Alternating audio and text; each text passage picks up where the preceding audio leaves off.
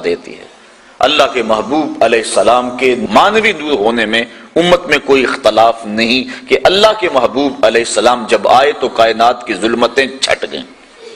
اس قدر اندھیرے پھیلے ہوئے تھے، اس قدر ظلمتیں پھیلی ہوئی تھیں۔ قرآن مجید کے دامن میں موجود ہے کہ جب کسی کو یہ خبر دی جاتی کہ تیرے ہاں بیٹی نے جنم لیا ہے تو اس کا منہ کالا ہو جاتا۔ آبرو بچانے کا ایک ہی راستہ تھا کہ وہ اپنی بیٹی کو اپنے ہاتھوں سے گڑھا کھود کے دھکا دے کے اوپر سے مٹی انڈھیل دے، اس کی چیخیں اس کے دل پہ اثر نہ کریں، وہ روتی رہے، یہ مٹی انڈھیلتا رہے۔ اگر کوئی اتنا سفاک ہے، اگر کوئی اتنا ظالم ہے تو سمجھ لو کہ وہ معاشرے میں جینے کے قابل ہے، اور اگر کسی کے اندر اپنی بیٹی کو اپنے ہاتھوں سے زندہ درگور کرنے کی سکت نہیں ہے تو وہ اس قابل نہیں ہے کہ وہ معاشرے میں سر اٹھا کے چلے۔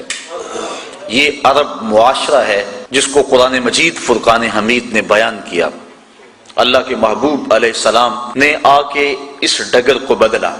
حدیث آپ نے علماء سے سینکڑوں بار سنی ہوگی، لیکن شاید کبھی اس تناظر کے اندر سوچنے کا موقع نصیب نہ ہوا ہو۔ اللہ کے محبوب علیہ السلام نے جو اپنی بیٹی کے بارے میں جملہ محبت کہا، آج اگر میں اور آپ اپنی بیٹی کے لیے محبت بھری کوئی بات کہہ دیتے ہیں تو یہ بڑی بات نہیں۔ اس معاشرے کے اندر بیٹی کی آبرو ہے، بیٹی کی عزت ہے اور بیٹی کی توقیر ہے۔ ہمارے اس معاشرے کے اندر بوڑھا باپ اپنی کمر پہ بوریاں لاد لاد کے مزدوری کرتا ہے کہ میں نے بیٹی کے ہاتھ پیلے کرنے ہیں۔ یہ باپ تو سفاک تھا، یہ تو قتل کرتا تھا، یہ تو زندہ درگور کرتا تھا، اور یہ ساری رات اوور ٹائم لگا رہا ہے۔ یہ بیٹی کے لیے محنت کر رہا ہے، فیکٹری کے اندر بھائی اوور ٹائم لگا رہا ہے، یہ زندہ درگور کرتے تھے۔ کیا ماجرا ہوا؟ کس نے ڈگر بدلی؟ کس نے حالات کا رخ پلٹ دیا؟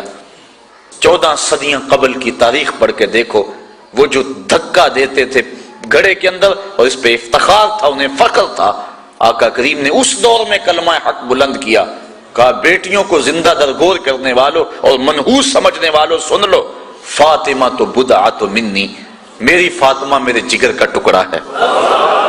اس دور میں کہنا جبکہ بچیوں کو ذبح کیا جا رہا تھا، زندہ درگور کیا جا رہا تھا، بہنوں کو بھائی قتل کرتے تھے کہ کل ہمارا کوئی بہنوئی نہ کہلائے، تو اس دور میں یہ جملہ کیا معنی رکھتا ہے؟ آج اگر میں اپنی بیٹی کے لیے، آپ اپنی بیٹی کے لیے کوئی محبت بھرا جملہ بولتے ہیں، کہتے ہیں، لکھتے ہیں تو یہ بڑی بات نہیں کہ اس دور میں تو بیٹی کو عزت حاصل ہے۔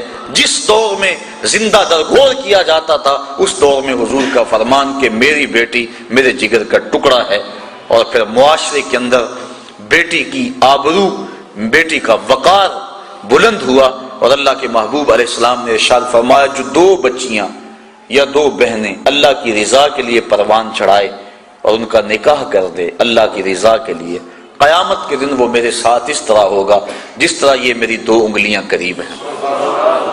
ایک صاحب نے عرض کی حضور اگر کسی کی ایک بیٹی ہو تو آقا کریم نے فرمایا اس کو بھی یہ اعزاز نصیب ہوگا۔ ذرا اس کے پیچھے کا فلسفہ دیکھیے۔ اس نے عرض کی حضور اگر کسی بیچارے کی ایک بیٹی ہو تو کہاں بیٹی کو زندہ درگور کیا جا رہا ہے، اور کہاں جس کی ایک بیٹی ہے وہ سوچ رہا ہے کاش کہ میری بھی 2 بیٹیاں ہوتی، مجھے ایک بیٹی دی گئی ہے، میری بھی 2 بیٹیاں ہوتی اور یہ اعزاز و تکریم میں بھی حاصل کر لیتا۔ تو کہاں بیٹیاں ماں باپ کے لیے باعث ننگوار، اور کہاں بیٹیاں ماں باپ کے لیے عزت کا سبب قرار پائیں، اور ان کے سبب سے والدین کی مغفرت ہوتی ہے، دنیا میں بھی وقار اور آخرت میں بھی وقار۔ حضور نبی رحمت صلی اللہ علیہ وآلہ وسلم گھر میں تشریف لائے تو ام المومنین حضرت عائشہ صدیقہ رضی اللہ تعالی عنہا محبوب کائنات نے عرض کی حضور آج عجیب ماجرا ہوا، ہمارے گھر میں ایک خاتون آئی جو کہ حبشی نژاد تھی، اور اس کے دونوں پہلوؤں میں اس کی 2 بیٹیاں تھیں۔ اس نے صدا لگائی، میں نے سارا گھر ڈھونڈا لیکن اس کو دینے کے لیے کچھ نہ ملا۔ میں نے پھر کوشش کی کہ حضور کا گھر ہے اور سائل خالی نہ جائے، میں نے دوبارہ کوشش کی تو ایک خشک کھجور مل گئی، چوہارا مل گیا، میں نے وہی چوہارا اٹھا کے اس عورت کو دے دیا۔ سخت بھوک لگی ہوئی تھی، اس کا پیٹ کمر سے لگا ہوا تھا، لیکن اس نے اس کھجور کو 2 حصوں میں تقسیم کیا، اور ایک اس بیٹی کے منہ میں ڈال دیا اور ایک ٹکڑا اس بیٹی کے منہ میں ڈال دیا۔ خود بھی بھوکی تھی لیکن اس نے خود نہیں کھایا۔ یہ کہتے کہتے ام المومنین آبدیدہ ہو گئیں۔ کہ حضور وہ خود بھی بھوکی تھی لیکن اس نے یہ بیٹیوں کو دیا.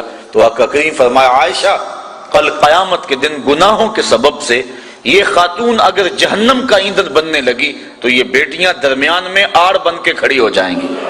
اے اللہ ہم اپنی ماں کو جہنم میں نہیں جانے دیں گی اور اللہ ان کی سفارش مان کے ان کی ماں کو جنت عطا فرما دے گا.